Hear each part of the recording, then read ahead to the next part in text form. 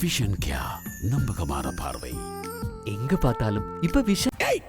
7 6 5 4 3 2 1. எங்கள் paper படியன். Paper படியன். Paper படியன். எங்கட paper படியன். Paper படியன். வரா. வரா. வரா. வரா. வரா.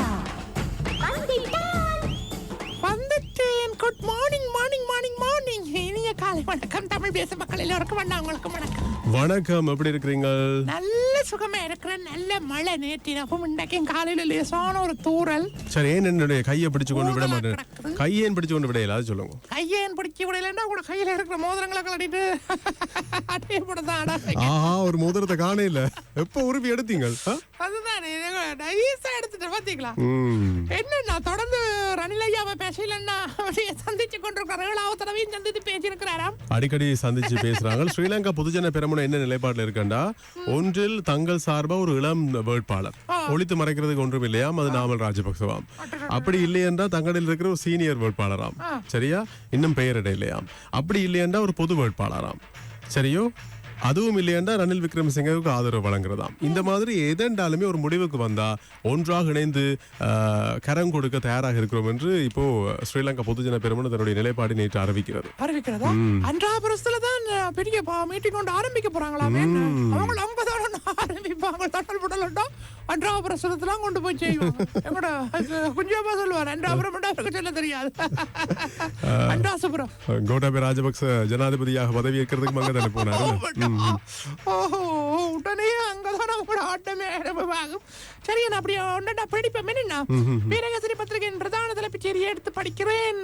பிரதான தலைப்புச் செய்தியாக, மறுசீரமைப்பு முடியும் வரை பாராளுமன்றம் கலையாது, அரசாங்கம் அது குறித்து கவனம் செலுத்தவில்லை என்கிறார் நிதி ராஜாங்க அமைச்சர். பாத்தீங்களா, பாராளுமன்றத்தை கலைக்கிற ஐடியா இப்போதைக்கு இல்லாம கொல்ல நிக்கிறாங்க. கலைச்சு கொண்டிருக்காங்க பின்னால. இந்த பாராளுமன்றத்தை கலைக்கிற விஷயம் சம்பந்தமான செய்திகள் வெளியாகின்ற போது பங்கு சந்தை வீழ்ச்சி அடைதான்.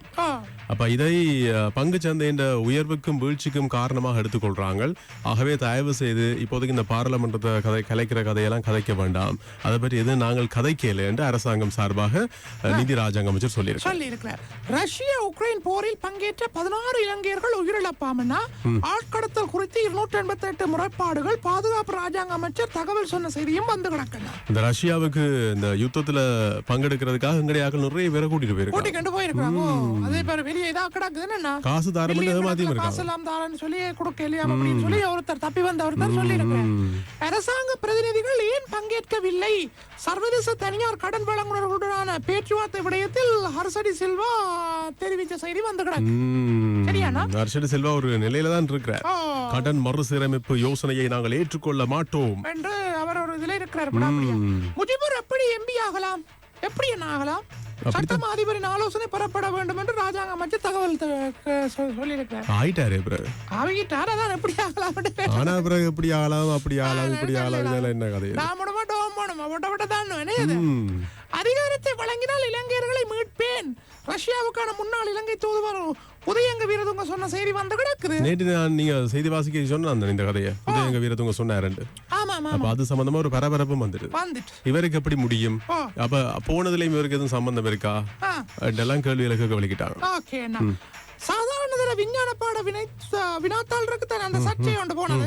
அதனால இரு வினாக்களுக்கு தலா 1 புள்ளி வழங்கப்படுமா பரீட்சைகள் திணைக்களம் அறிவிச்சிருக்காங்க. எழுதின எல்லாருக்கும் தலா 1 புள்ளி வழங்கப்பட போகுதுன்னு சொல்லி இருக்கிறாங்க. சட்டத்துறையில பல புதிய சீர்திருத்தங்கள் ஜனாதிபதி ரணில் விக்ரமசிங்கே என்கிற செய்தியும் வந்து கிடக்குதுன்னா, அரசாங்கம் கடந்த 2 ஆண்டுகளில் மாத்திரம் 75 புதிய சட்டங்களை நிறைவேற்றி இருக்கிறதா. பாத்தீங்களா? தெற்காசியாவில் புதிய சட்டங்களை செயற்படுத்தும் நாடாக இலங்கை மாறியுள்ளதாக ஜனாதிபதி ரணில் விக்ரமசிங்கே தெரிவித்த செய்தி வந்து கிடக்குது. ஜனாதிபதி செயலத்துக்கு முன் ஆர்ப்பாட்டமாம், அமைதியற்ற நிலையா நேற்றைய தினம். லஞ்சம் மற்றும் ஊழலுக்கு எதிரான பிரஜைகள் அமைப்பின் பிரதிநிதிகள் நேற்று புதன்கிழமை ஜனாதிபதி செயலத்துக்கு முன்பாக நடத்திய எதிர்ப்பு ஆர்ப்பாட்டத்தின் போது அமைதியற்ற நிலைமை ஏற்பட்டதாக சொல்லப்பட்டிருக்கு. புகைப்படத்துடன் படம் வந்திருக்கு. இதன் போது பலவிதமான விடயங்களை சுட்டி காட்டியிருக்கிறாங்க. அரசாங்க சொத்துக்களை விற்பனை செய்யக்கூடாது, அப்படி இப்படிலாம் செய்ய இயலாது என்றெல்லாம் பல விடயங்களை சொல்லியிருக்காங்க. தங்களுடைய அந்த கோஷத்துல, அந்த சத்தத்துல இதெல்லாம் கேட்டு சுதந்திர கட்சி தலைமையில் புதிய பரந்துபட்ட கூட்டணியாம். அதே மாதிரி இன்னொரு சரி அண்ணா, ஏற்கனவே நாங்கள் சொன்னோம் ரணில் பசில் 7வது தடவை சந்தித்து பேச்சுவார்த்தை நடத்தி இருக்கிறாங்க. பலஸ்தீன் விவகாரம் தொடர்பில் பிரேரணை நிறைவேற்றுவதற்கு நீங்கள் தகுதியானவர்களா? கோவிந்தன் கருணாகரன் எம்பி கேள்வி கேட்டிருக்காரு. அதை செய்யறதுக்கு உங்களுக்கு என்ன தகுதி இருக்குன்னு கேட்டிருக்கேன். ஓகே. தினக்குரல் பத்திரிகையின் பிரதான தலைப்புச் செய்தி, பொது வேட்பாளர் குறித்து அறிவதில் அமெரிக்கா ஆர்வம். 3 தமிழ் எம்பிக்களுடன் யாழில் அமெரிக்க தூதுவர் சந்திப்பு என்கிற செய்தி வந்து கிடக்கு. பொது வேட்பாளர் குறித்து அறிவதில் அமெரிக்கா ஆர்வம் காட்டியிருக்காமண்ணா.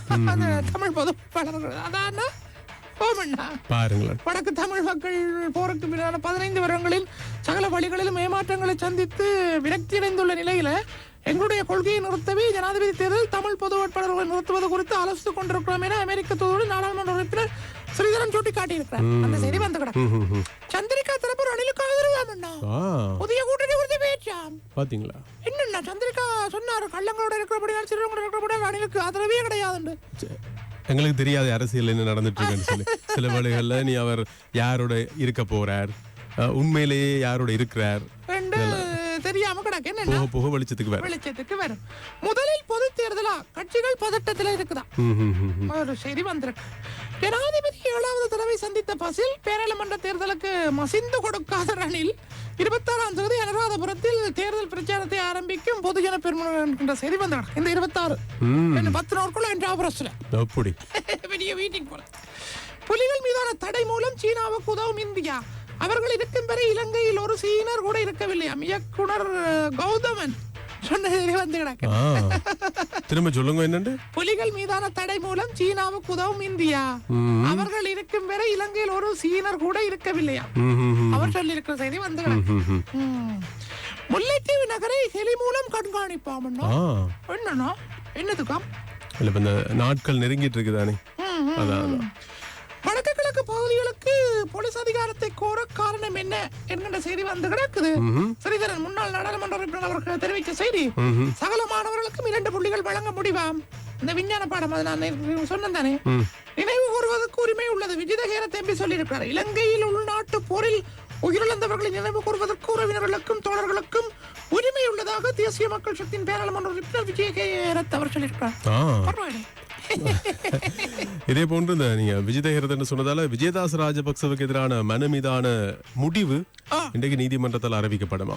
ஸ்ரீலங்கா பொதுஜன பெரமுனுடைய தலைவராக செயற்பட முடியுமா முடியாதா அப்படின்றது இன்றைக்கு தெரிய வந்துடும். எம்பிகளுக்கு ஸ்ரீலங்கா சுதந்திர கட்சியினுடைய எம்பிகளுக்கு தீர்வையற்ற வாகனம் பேரிய ஆர்ப்பாட்டத்தால் பதட்ட நிலை வந்துகிறார். மட்டும் இந்த துபாயில பிடிபட்டாரு மன்னா ரமேஷ், நான் கூட அன்றைக்கு ஒரு நாள் சொல்லியிருந்தேன். மன்னர் இல்ல மன்ன ரமேஷ். அப்புறம் துபாயில வச்சு பிடிச்சப்போ துபாய் போலீசாருக்கு லஞ்சம் கொடுக்க பாத்திருக்கேன். அது வெங்கட காசுல எவ்வளவு தெரியும் கொடுக்க பாத்திருக்காரு. 2 கோடி ரூபாய் லஞ்சத்தை கொடுக்க பாத்திருக்கேன். சர்வசாதாரணம். அவரு பாக்கெட் மணி சரி அண்ணா, அப்ப நான் போட்டு வாரேன். ஓகே, போட்டு வாங்க. பாய் அண்ணா. நன்றி. நாளைக்கு சந்திப்போம். டாடா பாய். பேப்பர் படியம் போலாம்.